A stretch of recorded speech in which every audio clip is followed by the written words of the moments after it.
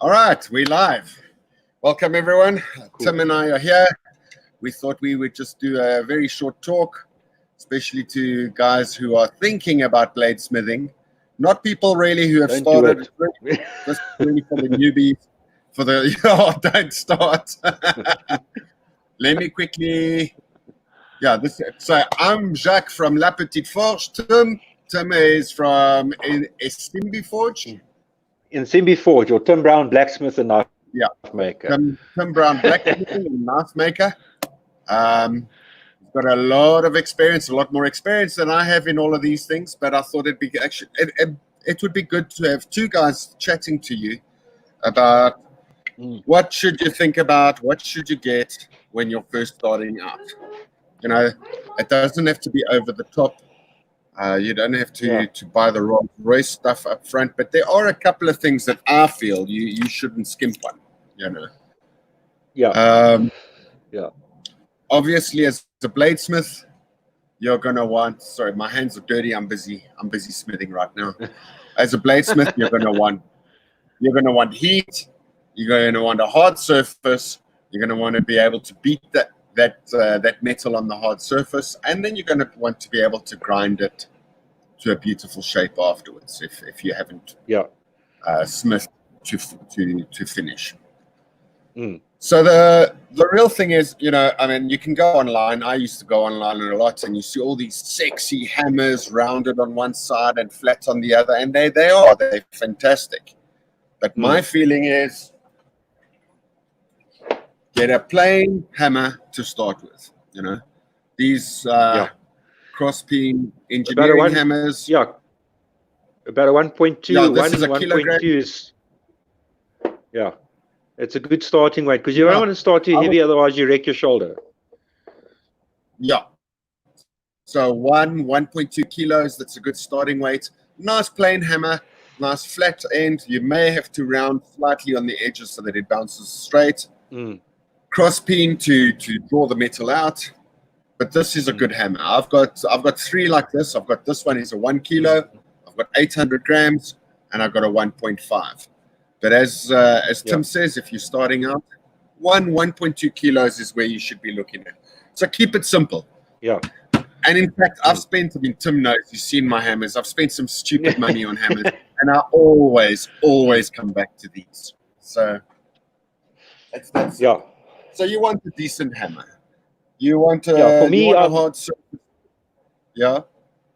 Yeah, for me, I make my own hammers. So I use lots of different hammers. A bit later, I'll go through all the hammers that I've got. But the basic, before you spend serious money on hammers and stuff, just get yourself a basic engineering cross-peen 1.2 kilos.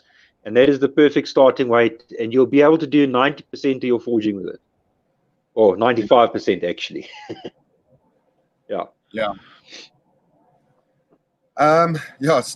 Stuart Smith started with a 4 pound.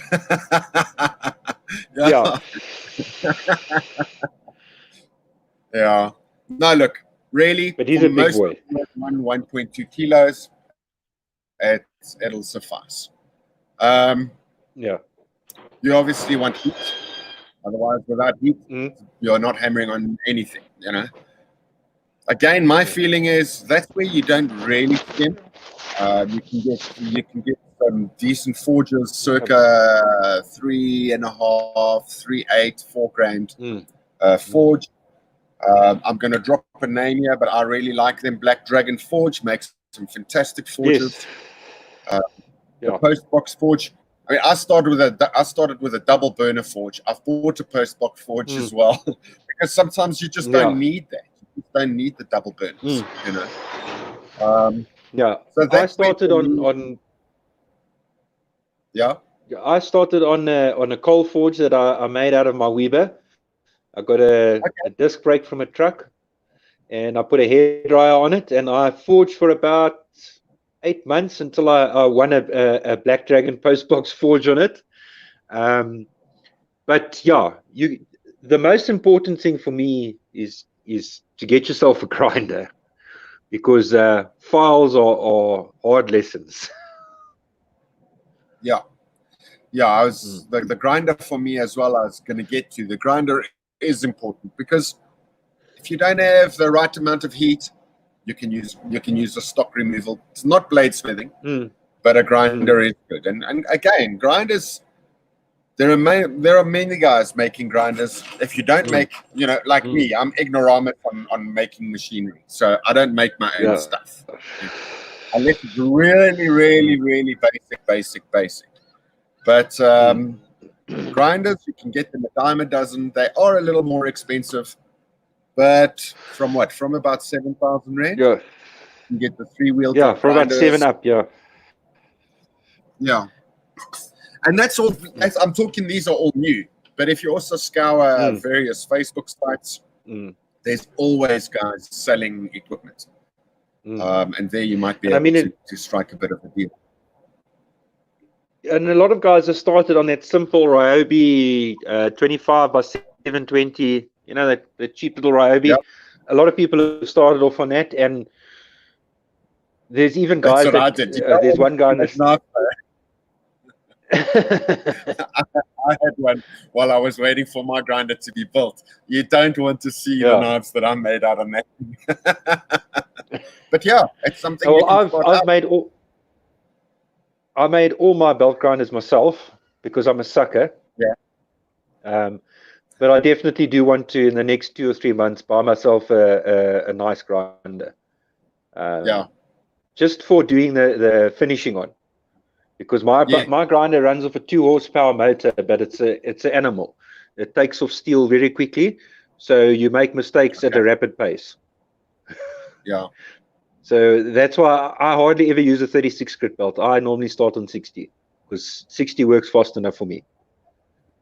Yeah, I usually work from a 60 onwards. I have some 36s that I use now and again. I tend to keep those for wood. Although I've bought some 30 grit belts now, which are made for wood, which are fantastic. Yeah. What make are they? They're VSM belts. I got them from Z. Oh, okay. Yeah. Okay. Cool. Yeah, I see. I'm with Stuart on this. I make knives, not tools. I pay other people for that. I agree. I don't make the tools. I've made 1 or 2 hammers, and they're not bad, but it's not something I have a passion for. So you don't have to go overboard on a hammer. If you're not going to make it to yourself, if you're like me, and you're not like Tim, if you're like me, spend decent money on a grinder. Then you need an anvil, and frankly, 40 kilograms is a perfect size anvil for bladesmithing, for making blades.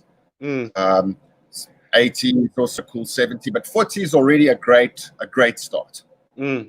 I overshot the mark and I bought a 203 kilo. Yeah, but what you don't know is next time you go on your overseas trip, I'm going to come pick it up. I'm going to have to get 6 guys to help me, though. I've got an engine lift here, just so I can lift it and sweep underneath. Yeah, that's a beast. Yeah, look, I was lucky. You don't even really... I found that at a guy who buys old machinery. If businesses close down, he buys all the machinery, etc. I found an anvil where he didn't really know the worth. And at the time, I paid $5,000 for it.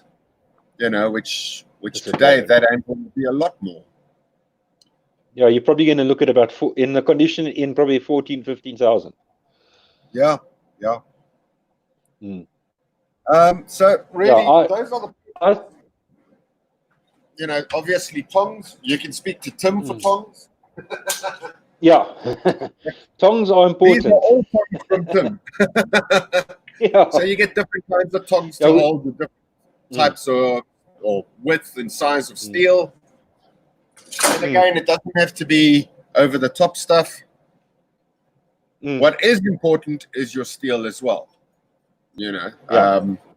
Really, it's nice to pick up scrap steel and crap like that, but you don't really know what is in it. So rather buy from guys who could show you certification on the steel if necessary. But you start with basic 5160, And It's a it's dirt fantastic cheap. steel. Yeah, and it's relatively cheap. Sometimes your scrap steel, your unmown steels, can be more expensive because although you get it for free, you might have to start the work again, or the knife doesn't cut, or whatever the case may be. You know, I've not ever sold anything I made out of proper steel. I mean, my cable Damascus, sometimes you don't know where the cable is from. So I've made it for fun, never sold those pieces. I've got the chain Damascus knife. It was also a lot of fun to make, but it's not leaving the workshop, you know. So steel is important. Yeah. And the nice thing is 5160 here is relatively easy to get hold of. It is the easiest steel to heat treat. My recommendation is to get a quench oil, because I mean you can get it for like $350 for 5 liters, and that'll last you a lifetime. You can use other oils, but I wouldn't recommend it. Rather just buy the quench oil. It's going to cost you the same price as canola oil. Yeah, look, I would, again, I've been asked this, you know, some guys have asked, can you use various types of veggie oils and blah, blah, blah. And I'm like, really, if you're going to make knives, whether they're for yourself or for friends or for sale or whatever, you don't want to make below standard stuff, you know. So get an oil, again, just like your steel, get an oil that's proven, that's known, and it's not expensive. You know, there are online places, KMTS, for example, you can order from. And for the beginner, they've got everything you need, from pinning material to woods, all sorts of things. And as you go, you get to know where else you can go. How do you hold and a the hammer? other thing is, depends what you want to do with it. Yeah, look, for me, most of the time I choke up close to the head. It's very rare that I hold it way down. I'm usually around here, so you know, a fist's length, a fist away from the hammer, nice and easy. This finger's usually relaxed. I don't usually have my thumb over here. It's usually relatively relaxed, and that's it. And if you see your elbow swinging a hell of a lot, you're doing far too much, you know.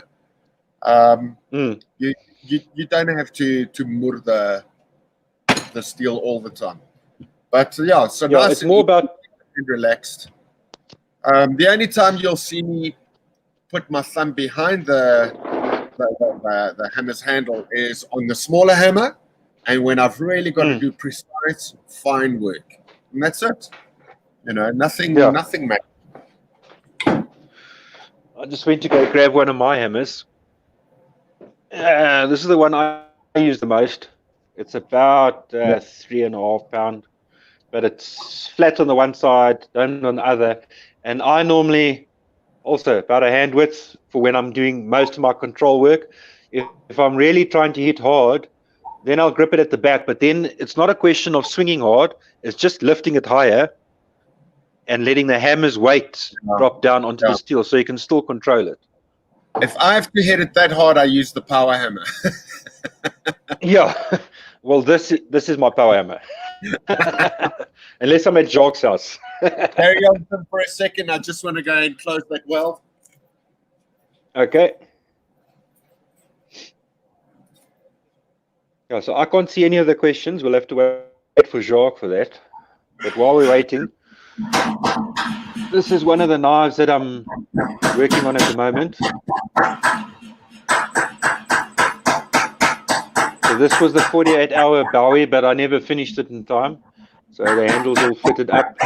I need to finish off the transition here between the guard and the handle. And then I have to finish hand sanding the blade. And once I've done hand sanding the blade, then I'll grind in my false edge, because the hand sanding tends to round over your edges. And if you want crisp edges, then I do the false edge last. Did you hit it hard? Just with a power hammer. No, a few little love taps. Okay. No, look. Cool. As a bladesmith, also, you need to know how to multitask. You usually have more than one thing going on. You know, so Yeah. I've got I've got some Damascus steel I'm making while I'm grinding other things. When the steel is in the forge, Yeah. or I'm Yeah. online trying to show people some basics. Yeah. Yeah. Yeah. Hammers. Yeah. Yeah. Yeah. I said I figured out why my sandmire was failing. Yes. The Was your one burners, burner? my one burner, the nozzle was loose. So you're not getting a thin jet, you're getting it's like going over the thing. So it's not sucking the air in properly. Okay. And I redid I fixed that, and then I put new nozzles at the end of the burners, and now I was getting forge weld temperature at like 70 kPa. Okay. That's fantastic. Mm. Yeah, Anthony, we can see it's you. Yeah. Hello, guys. Well, I'm glad you joined us. It's very cool. So yeah, guys, really, my main message tonight is you don't have to go overboard. You know, it is going to be you are going to lay out some cash. That's going to happen as much as you as you can build stuff yourself or not or whatever. You're still going to lay out cash, but you don't have to go over the top. You know. Yeah. I would say that the last thing you need to the last thing you really need to spend money on is actually buying a proper anvil, because there's lots of places that sell EN8 or EN9, and you can go get offcuts. And I mean, I've got let's see if I can get this right. This one over here, that's a piece of square. I used that for a while before I got my anvil in the background. That anvil I got in trade for a chef's knife. Okay. Oh, that's fantastic. Yeah, and it's 70 kilos. It's more than enough. This block is about 20 kilos, and you can forge more than well enough on that. And that literally cost me, I think, 200 Rand for that block of steel. Yeah. So it's really anvils. You know, it's nice to have a proper anvil, but you just need something that's flat. EN9, if you got a block of EN9 or the likes, would you heat it up and then quench it in water, or what would you do to harden it a bit? You can. What you can do is if you have a coal forge or a charcoal forge, you can heat up the face, and then when you quench it, you don't dunk it in water. You take a hose pipe and you spray on the surface, because it cools down that surface quicker, and then you'll get a hard surface and a softer core. Okay. But you literally just heat it up the face to non-magnetic, and then you spray it with water. Because it'll cool it off quicker than trying to just immerse it. Yeah. Or you can send it to Bowler and pay 450 Rand to heat treat it for you. Yeah. Yeah. Well, you can actually. My small anvil is. But then it'll come out skew. 150 by 150 by 200 with a leaf spring welded on. It's not the best, but it works. Perfect. That can work. You know? I started on a stack of truck leaf spring that I welded together. Okay. And that took me. I used that for more than a year before I got my anvil. And I could make knives, I could make tongs. I wasn't making hammers at that stage. But yeah, I made tongs because some guy moaned at me for welding a piece of steel onto Damascus. He said, you shouldn't weld stuff onto Damascus. It's like, don't have tongs. Then make tongs. What do you think about a 40 kilogram anvil for the start? 40 kilogram anvil that's perfect. It's perfect. Yeah. You need something that's relatively flat, and it doesn't even have to be big. It's literally got to be maybe 200 millimeters wide and 200 by 100. That's all you need. What's it? Dennis Creel. Yeah, Dennis Creel from Dracon Forge. He makes. I've got one. Yeah, he's the church pattern. Yeah. Jacques. What's going on? Where are you breaking? Yeah, I'm here. No, you put me on solo, and it's like Oh no, I'm quickly heading to the hammer. Oh, okay. Okay, let me take the guys quickly for a workshop tour while you're busy there. So this over here, this is where I do my hand finishing and drawing and stuff like that. There's all my tools on the wall. I've got a little fork here where I do my hand sanding and a small little vise. Okay, then we can go this way. And this is my steel workbench. So I've got a post vise.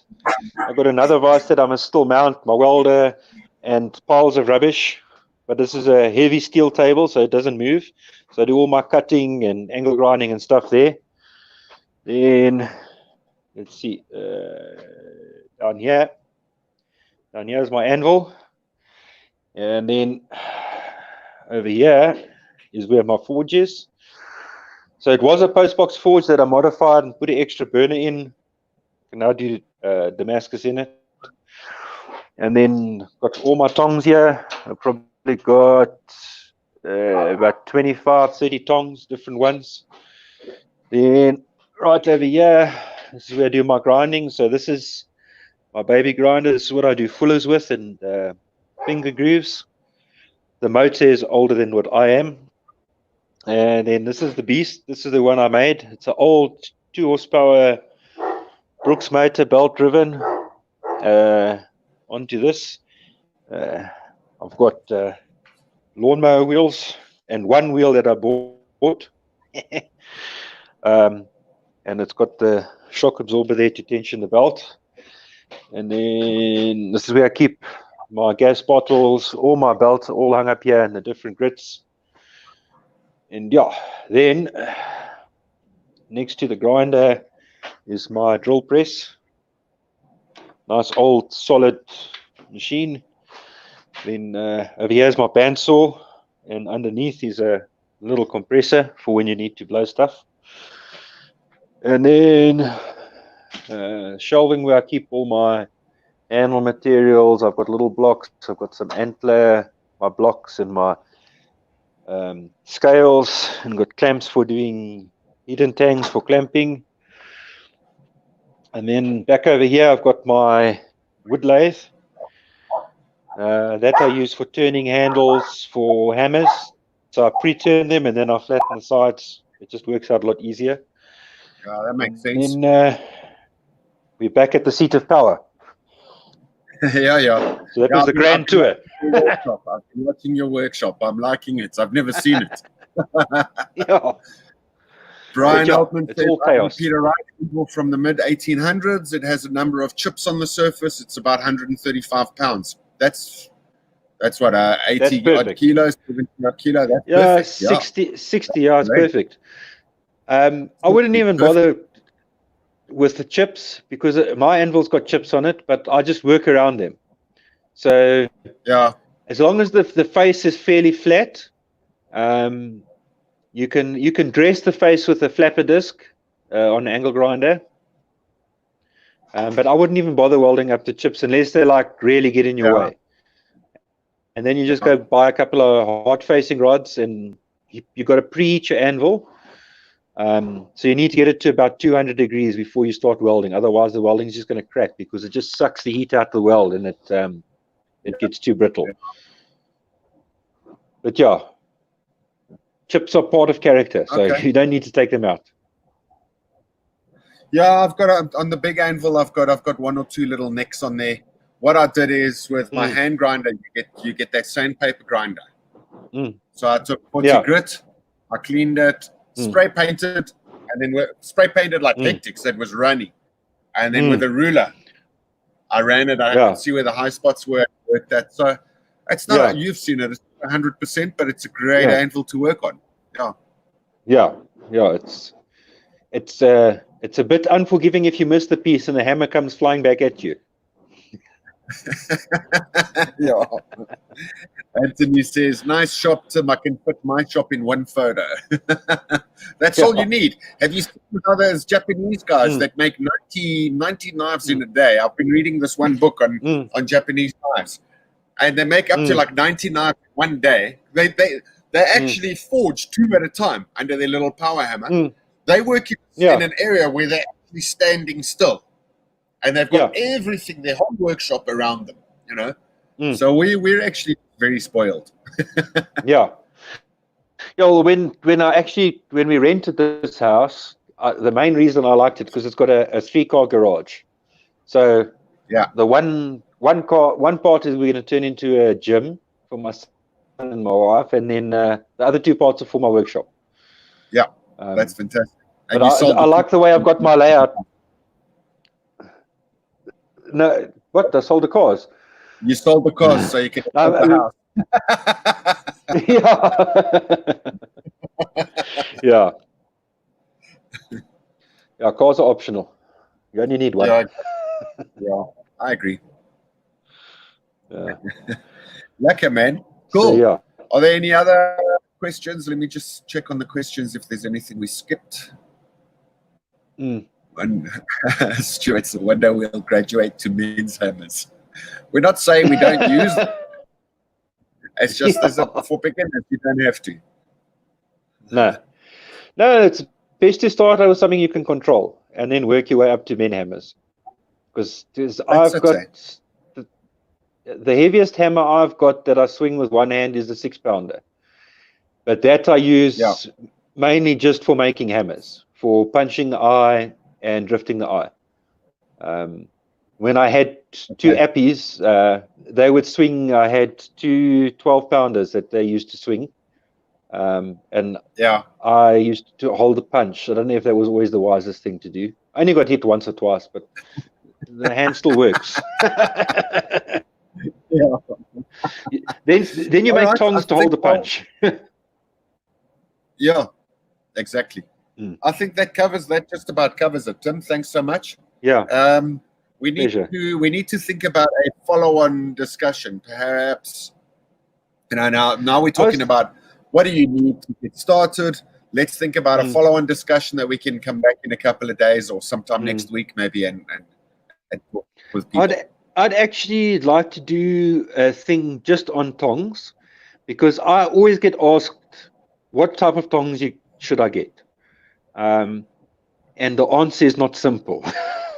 Because it depends entirely on what type of steel you're using and stuff. So I've got a big variety of tongs. So maybe we can do something just on tongs and say, these are all the different types and these are the ones you really need. Okay. And these are the ones are bare necessity to get by with or whatever. So, yeah. Okay. Cool.